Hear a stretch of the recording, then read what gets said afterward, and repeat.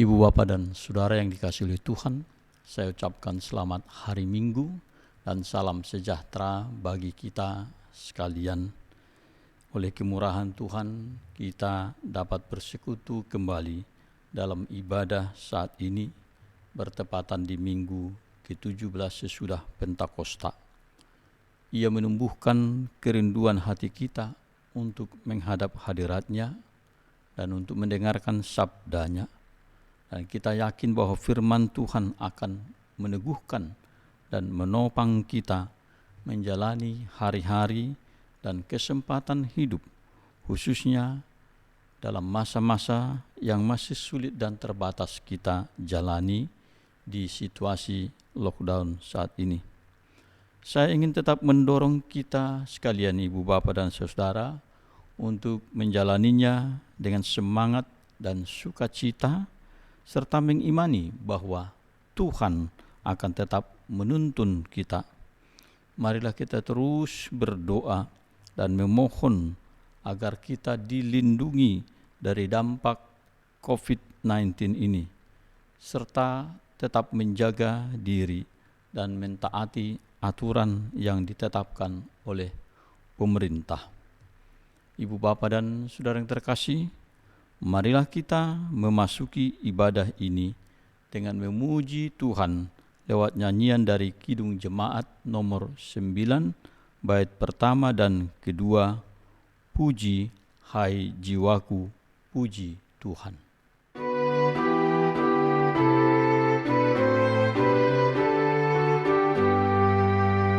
Puji hai jiwaku, puji Tuhan, selagi ada nafasmu. Allahku patutlah ku agungkan sepanjang umur hidupku. Hayatku Dia yang beri, Dia ku puji tak henti. Haleluya, haleluya.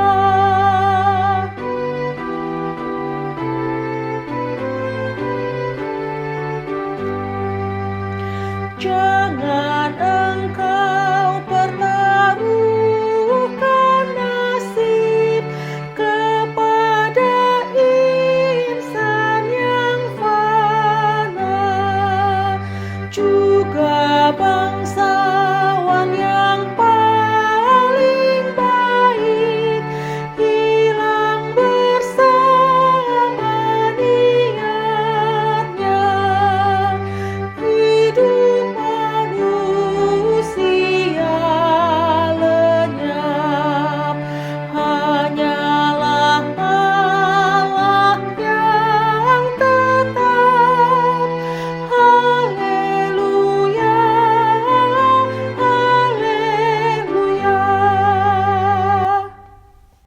Saudara yang dikasihi oleh Tuhan, kita datang menghadap hadirat Tuhan di dalam satu pengakuan bahwa pertolongan kita datangnya dari Tuhan, Dia yang menjadikan langit dan bumi, dan yang memelihara kasih setianya secara turun-temurun, dan tiada pernah meninggalkan perbuatan tangannya. Turunlah kiranya atas diri saudara-saudara sekalian anugerah Tuhan kita Yesus Kristus, kasih setia dari Allah Bapa, dan persekutuan di dalam kuasa Rohul Kudus-Nya. Amin. Kita sambut dengan haleluya.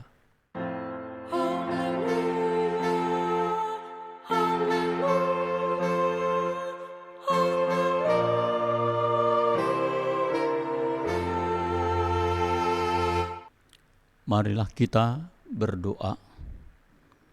Ya Allah Bapa kami yang di surga, kami datang ke hadapan hadirat-Mu yang kudus di dalam ucapan syukur dan terima kasih atas kasih-Mu yang menuntun dan memelihara hidup kami dalam seluruh aktivitas dan pekerjaan, serta tanggung jawab yang Engkau percayakan bagi kami.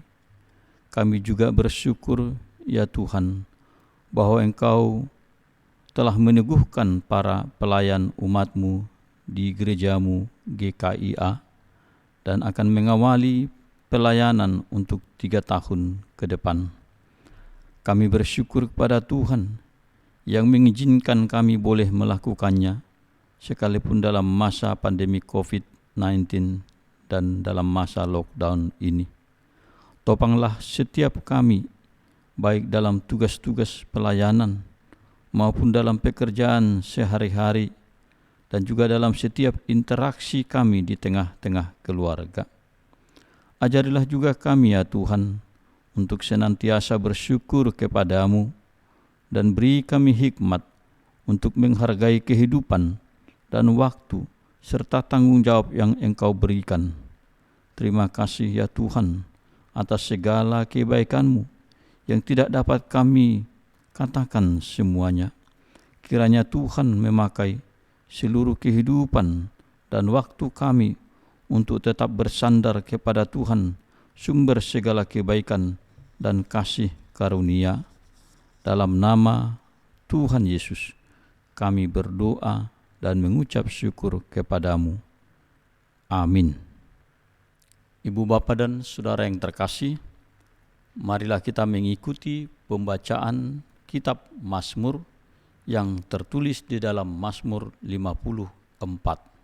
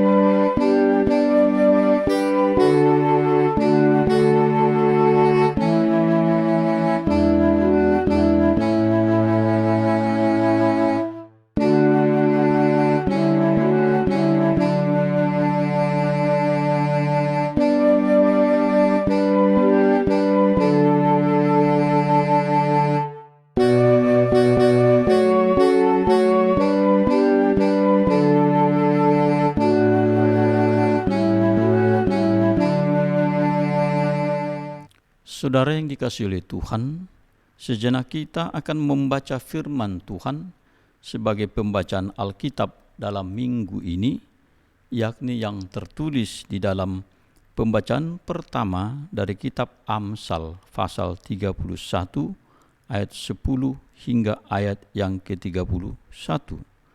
Dan pembacaan kedua tertulis dalam kitab Yakobus pasal yang ketiga ayat 13 hingga 18 dan dilanjutkan dengan pasal 4 ayat 1 hingga 3 dan dilanjutkan dengan ayat 7 hingga 8a.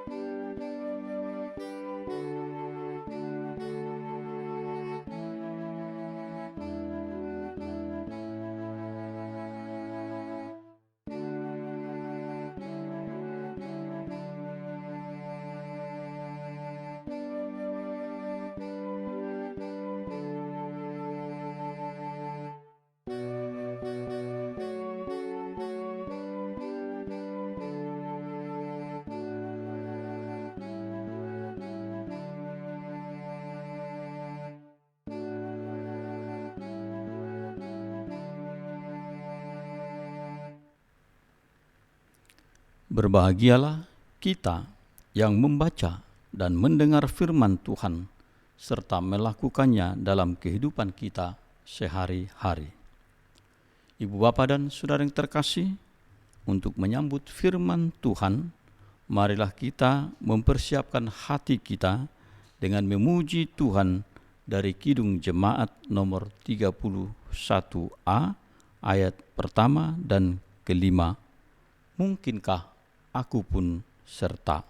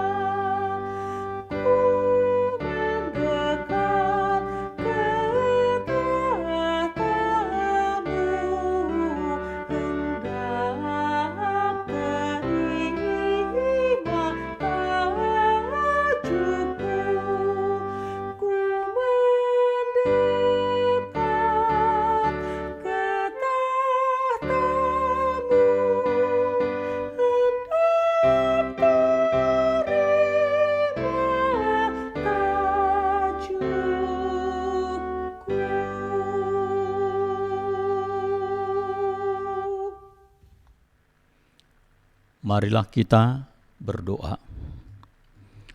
Damai sejahtera Allah yang melampaui segala akal, kiranya memelihara hati dan pikiran kita semua dalam Kristus Yesus Tuhan kita.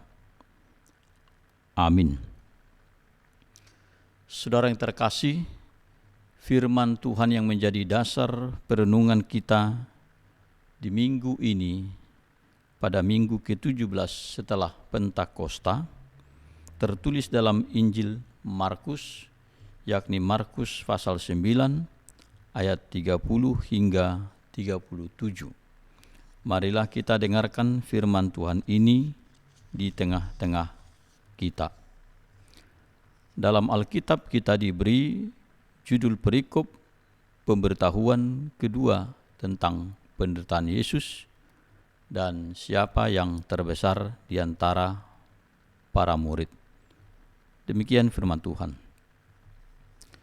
Yesus dan murid-muridnya berangkat dari situ dan melewati Galilea, dan Yesus tidak mau hal itu diketahui orang, sebab ia sedang mengajar murid-muridnya.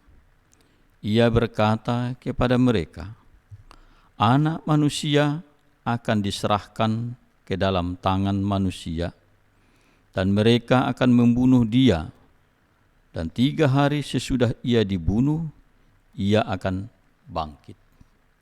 Mereka tidak mengerti perkataan itu, namun segan menanyakannya kepadanya. Kemudian tibalah Yesus dan murid-muridnya di Kapernaum. Ketika Yesus sudah tiba di rumah, ia bertanya kepada murid-muridnya, "Apa yang kamu perbincangkan tadi di tengah jalan?" Tetapi mereka diam, sebab di tengah jalan tadi mereka mempertengkarkan siapa yang terbesar di antara mereka. Lalu Yesus duduk dan memanggil ke-12 murid itu. Katanya kepada mereka, "Jika seseorang ingin menjadi yang terdahulu, hendaklah ia menjadi yang terakhir dari semuanya dan pelayan dari semuanya." Maka Yesus mengambil seorang anak kecil dan menempatkannya di tengah-tengah mereka. Kemudian ia memeluk anak itu dan berkata kepada mereka, "Barang siapa menyambut seorang anak seperti ini dalam namaku, ia menyambut aku. Dan barang siapa menyambut aku, bukan aku yang disambutnya, tetapi dia yang mengutus aku." Demikianlah pembacaan firman Tuhan. Berbahagialah kita semua ibu bapa dan saudara yang membaca mendengarkan firman Tuhan, tetapi terlebih kita yang hidup di dalam kebenaran firman Tuhan. Ibu bapa dan saudara yang dikasihi oleh Tuhan, izinkan saya menekankan satu tema bagi kita sesuai dengan perikop ini, yakni melayani Tuhan sebagai prioritas. Ibu bapa dan saudara yang dikasihi oleh Tuhan, mengapa Yesus hingga 2 kali memberitahukan perihal penderitaan dan kematiannya kepada murid-muridnya? Hal itu disebabkan karena murid-murid belum memahaminya sebagai hal yang serius. Sebagaimana dalam teks ini dikatakan bahwa murid-muridnya tidak mengerti akan hal itu dalam ayat 32. Dan kita tahu misalnya ketika pada pemberitahuan pertama hal yang sama, maka reaksi murid-muridnya lewat perkataan Petrus adalah menolak apa yang dikatakan atau diberitahukan oleh Yesus. Dalam Matius 16 ayat 22 dikatakan, "Tetapi Petrus menarik Yesus ke samping dan menegur dia, katanya, 'Tuhan, kiranya Allah menjauhkan hal itu. Hal itu sekali-kali takkan menimpa Engkau.'" Pemikiran seperti Petrus ini juga bahkan dimiliki oleh agama lain yang mengenal Yesus sebagai Nabi Isa, yang memahami bahwa orang yang disalibkan itu bukan Yesus, tetapi seseorang yang diserupakan dengan Yesus. Oleh sebab itu, Yesus harus memberitahukan kembali proses penderitaan dan kematian yang akan dialaminya. Sebab dalam rancangan sedemikianlah keselamatan manusia dilakukan oleh Allah di dalam diri Yesus. Yesus pernah juga memberikan analogi tentang kematiannya. Telah tiba saatnya Anak Manusia dimuliakan. Aku berkata kepadamu, sesungguhnya jikalau biji gandum tidak jatuh ke dalam tanah dan mati, ia tetap satu biji saja. Tetapi jika ia mati, ia akan menghasilkan banyak buah. Dalam Yohanes 12 ayat 23 hingga 24. Dan mungkin kita tahu lagu dari Kidung Jemaat nomor 341 yang diberi judul Kuasamu dan Namamulah. Di sana dikatakan bahwa biji gandum atau padi itu harus ditanam untuk dapat tumbuh kembali. Ibu bapak dan saudara yang terkasih, bagi kita pada umumnya persoalan kematian adalah momok yang menakutkan. Walaupun kita tahu bahwa hanya ada dua pilihan dalam proses yang kita alami dan jalani, yakni hidup dan mati. Tidak ada pilihan di tengah-tengah keduanya. Nah, itu sebabnya juga orang yang mengalami koma atau sakit yang sangat parah akan menjadi sesuatu yang sangat menyulitkan bagi orang lain atau keluarganya. Dan orang yang sudah sangat kritis pun ada kalanya oleh keluarga tetap meminta untuk dipasang misalnya alat pemacu detak jantung, walaupun organ tubuh lain sudah tak berfungsi lagi. Hal seperti itu adalah fakta betapa tidak siapnya kita menghadapi kematian. Tetapi hidup kita sesungguhnya ada dalam bayang-bayang kematian atau bayang-bayang maut. Kalau kita baca dalam nyanyian pujian Zakaria, ketika ia menyambut Yesus, ia mengungkapkan fakta bahwa Yesus datang untuk menyinari dunia yang berada dalam kegelapan dan naungan maut. Dikatakan, oleh rahmat dan belas kasihan dari Allah kita, dengan mana ia akan melawat kita surya pagi dari tempat tinggi untuk menyinari mereka yang diam dalam kegelapan dan dalam naungan maut, untuk mengarahkan kaki kita kepada jalan damai sejahtera. Dalam Lukas 1 ayat 78 hingga 79. Kondisi dunia yang dilanda pandemi COVID-19 semakin membuktikan kepada kita, ibu bapa dan saudara-saudara, betapa fragile-nya hidup dan begitu dekatnya kita berada dalam batas kematian atau bayang-bayang maut. Namun, iman percaya kita kepada Tuhan memberikan perspektif berbeda bagi kita memahami kematian. Dan itu kita pahami dengan jalan salib dan kematian yang ditempuh oleh Yesus, yang justru menjadi tebusan dan jalan keselamatan bagi kita.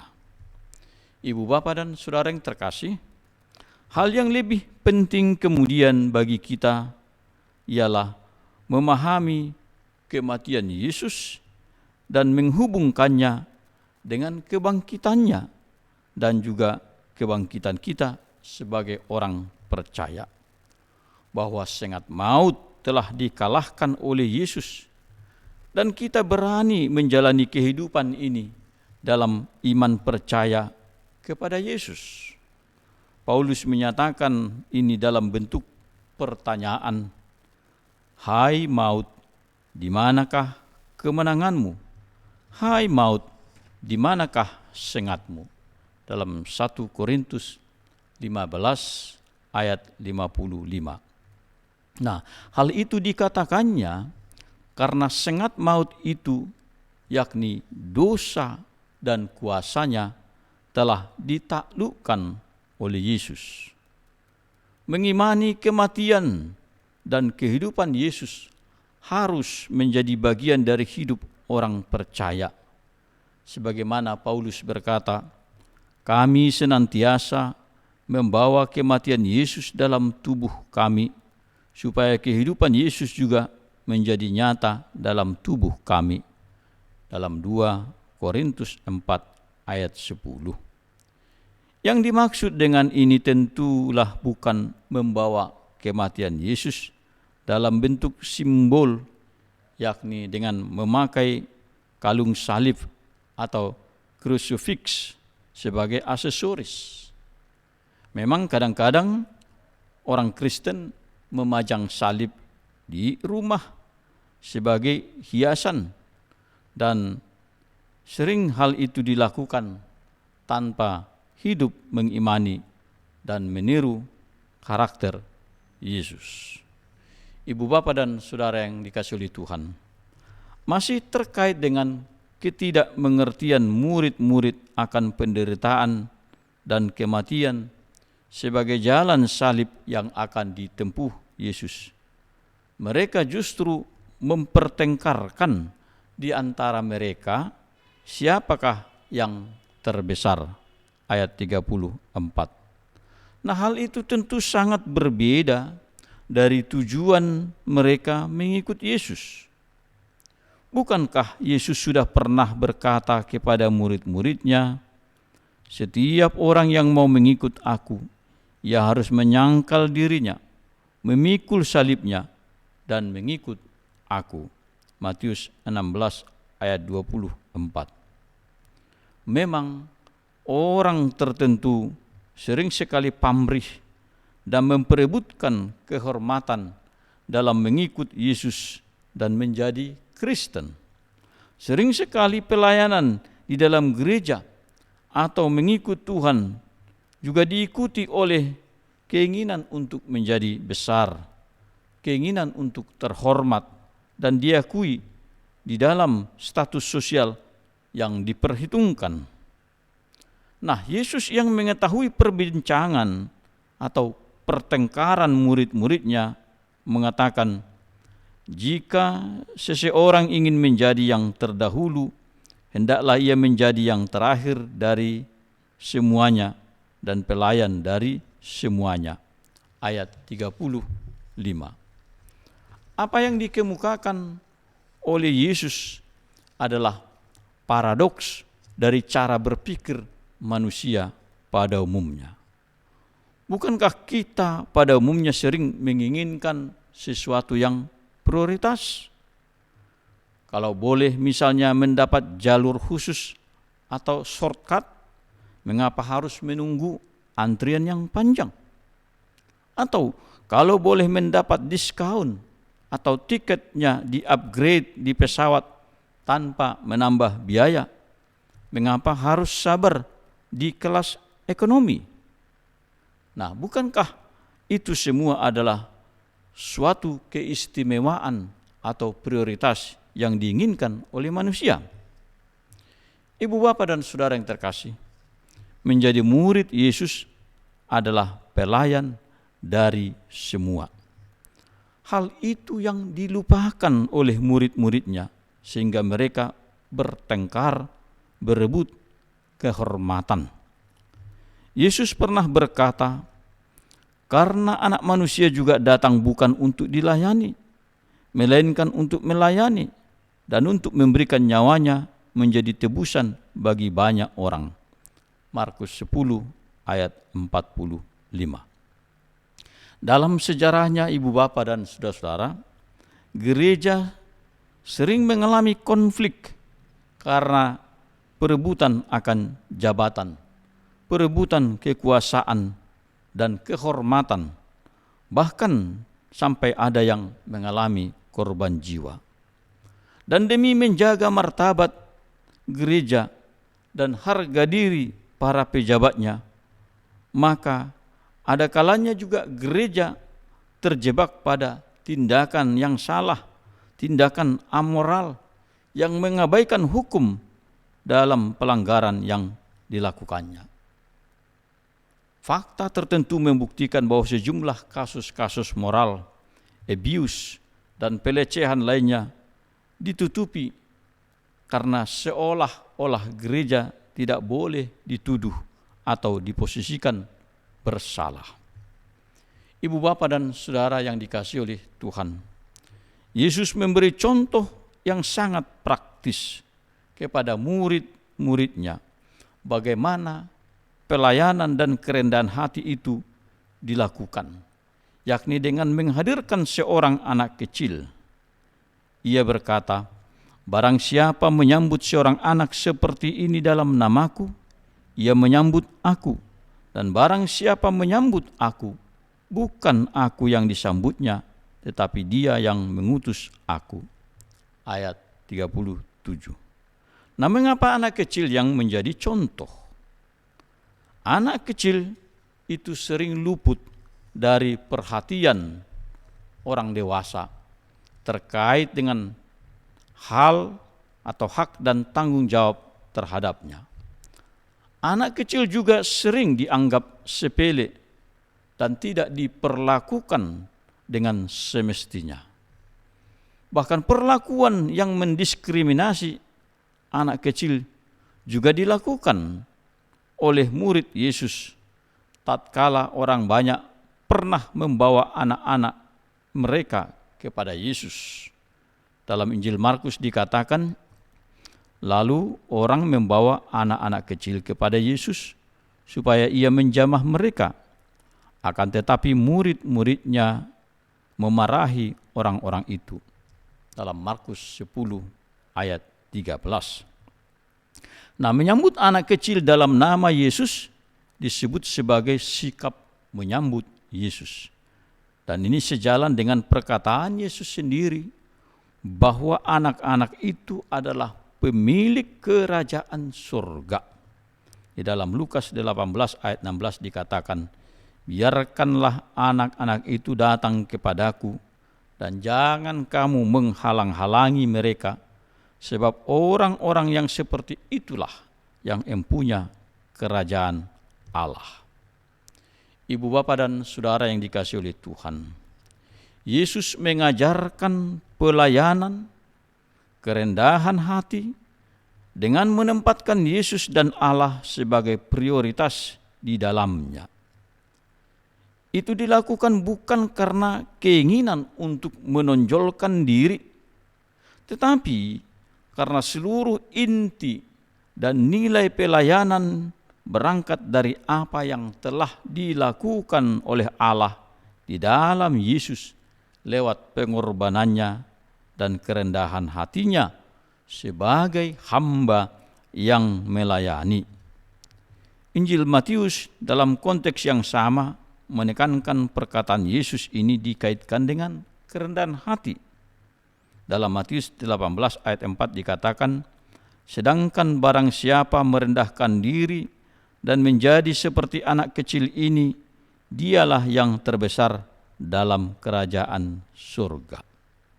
Nah, apa yang disampaikan Yesus juga menjadi kritik dan peringatan bagi siapapun atas pelayanan yang sering dilakukan atas nama Tuhan, tetapi terjebak pada orientasi diri sendiri.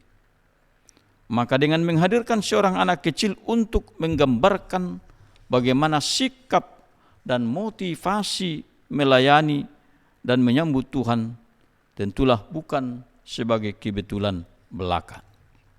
Bukankah kita selalu melihat adanya masa depan justru dalam diri dan kehadiran anak kecil? Bukankah misalnya perjuangan hidup sebuah keluarga lebih banyak didorong oleh cita-cita untuk meraih masa depan bagi anaknya? Dan kita juga dalam konteks khusus membenahi hidup persekutuan kita di gereja ini, di GKIA, tetap dalam kerangka untuk mewariskan gereja ini kepada anak cucu kita, kepada generasi masa depan. Ibu bapa dan saudara yang dikasihi oleh Tuhan, di tengah tantangan dan pergumulan yang kita hadapi kini, terlebih dalam kondisi yang masih dikelilingi oleh berbagai ketidakpastian, maka kekuatan kita akan diuji oleh motivasi yang kita miliki. Apa yang membuat hidup semakin susah dan complicated tidak lain karena banyak orang berorientasi hanya untuk kepentingan diri sendiri dan kesenangannya semata. Pertengkaran murid-murid dan paradigma tentang siapa yang terbesar harus kita ubah menjadi bagaimana kita sama-sama bertumbuh untuk menjadi besar. Tidak ada persoalan yang dapat kita selesaikan dari diri kita sendiri, karena kita hidup bersama, baik itu dalam keluarga, dalam komunitas, dalam masyarakat, bahkan dalam pergaulan global. Dulu suatu negara besar itu suka melakukan apa yang disebut embargo bagi negara tertentu sebagai upaya untuk menekan. Tetapi paradigma yang baru harus menyadari bahwa hal mendasar dalam suatu pertumbuhan itu adalah terbangunnya relasi yang baik dan interdependensi atau saling ketergantungan satu sama lain.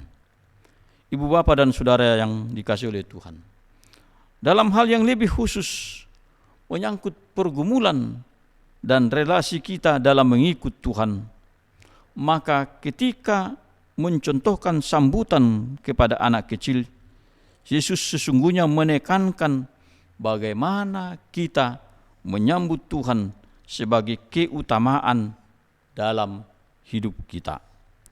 Kita tidak dapat menyangkal bahwa seluruh proses dan tindakan hidup, termasuk dalam pilihan-pilihan yang kita lakukan, maka kita akan dihadapkan pada prioritas dalam pilihan-pilihan tersebut. Dalam kondisi sulit saat ini, ketika hidup kita dihadapkan pada banyak hal yang tak pasti, pilihan manakah yang menjadi prioritas kita? Setia dan taat kepada Tuhan, atau masih mengedepankan ambisi dan kesenangan kita? Pernahkah kita bertanya, ibu bapa dan saudara, seberapa banyakkah waktu dan prioritas yang kita berikan kepada Tuhan? Membangun relasi dan bersekutu dengan Tuhan, apakah kita masih menganggapnya sebagai suatu kebutuhan pelengkap atau secondary needs?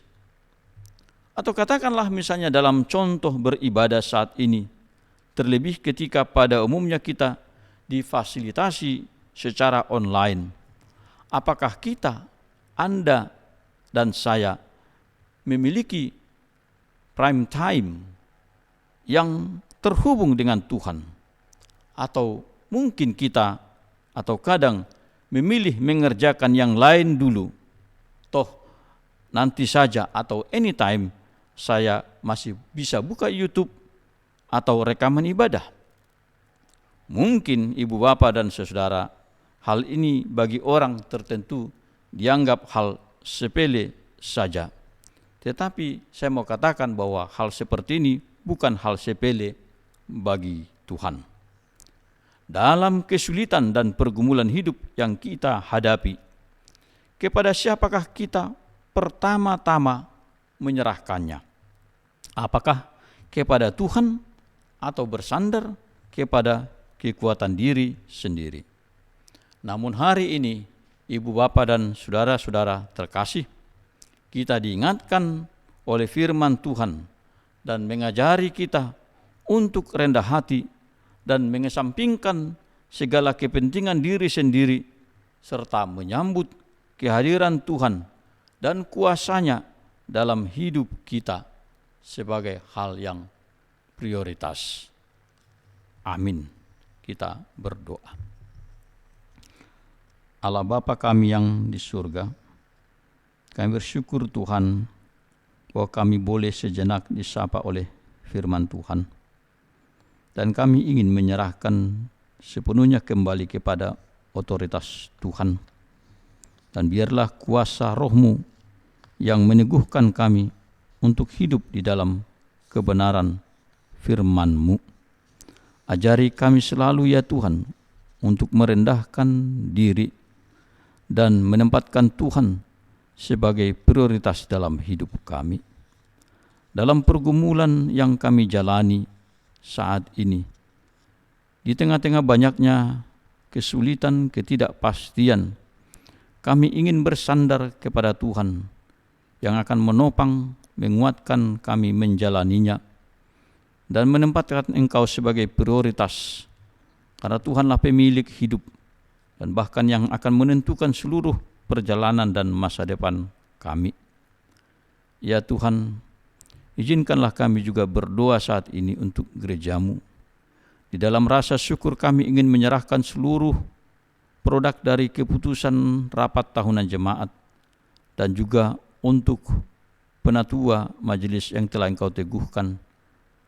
Bekali, teguhkan, topanglah dalam pelayanan.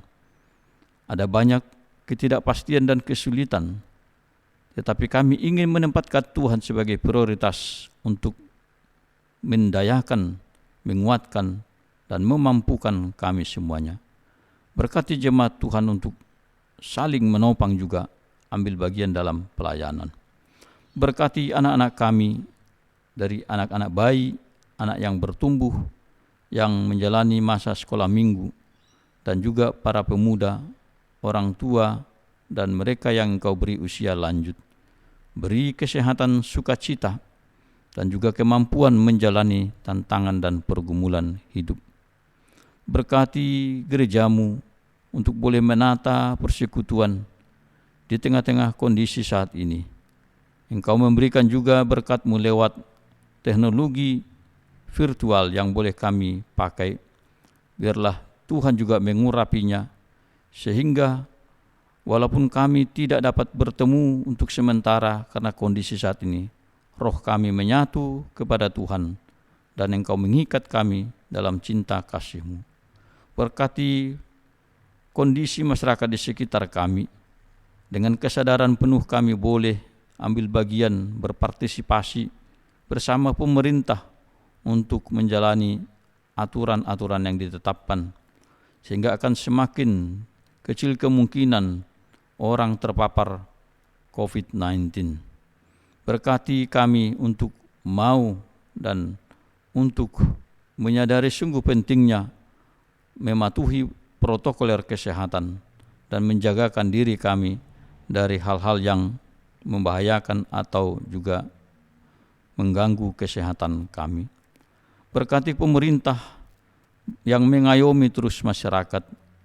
Bahkan kami ingin berdoa juga untuk negeri kami Indonesia, pemerintah dan masyarakat, agar Tuhan yang memberi hikmat juga melindungi dari segala bahaya. Ya Tuhan, kami ingin berdoa untuk setiap keluarga, setiap pribadi yang mengalami pergumulan-pergumulan khusus. Engkau topanglah mereka, beri jalan keluar, beri kekuatan iman, pengharapan yang selalu ada di dalam Tuhan.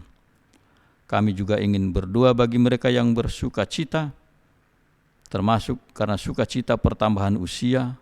Berkati hidup mereka, Engkau pakai semakin berarti bagi Tuhan dan bagi sesama. Terima kasih ya Tuhan, ada banyak hal yang ingin kami mintakan kepadamu, tetapi kami terbatas untuk mengungkapkannya. Tetapi kami yakin Tuhan mengetahui seluruh isi hati kami. Oleh karenanya dengarkanlah doa kami ini ya Tuhan, yang kami sampaikan di dalam nama Tuhan Yesus, Tuhan dan Juru Selamat kami. Dan dengarkanlah juga kami pada saat kami masih berdoa sebagaimana Engkau mengajarkan kepada murid-murid-Mu. Bapa kami yang di surga, dikuduskanlah nama-Mu, datanglah kerajaan-Mu, jadilah kehendak-Mu di bumi seperti di surga. Berikanlah kami pada hari ini makanan kami yang secukupnya, dan ampunilah kami akan kesalahan kami, seperti kami juga mengampuni orang yang bersalah kepada kami. Dan janganlah membawa kami ke dalam pencobaan, tetapi lepaskanlah kami daripada yang jahat. Karena Engkaulah yang punya kerajaan dan kuasa dan kemuliaan sampai selama-lamanya. Amin. Saudara yang dikasihi oleh Tuhan, marilah kita memuji Tuhan dengan bernyanyi dari Nyanyikanlah Kidung Baru nomor 17 bait pertama dan kedua, Agunglah Kasih Allahku.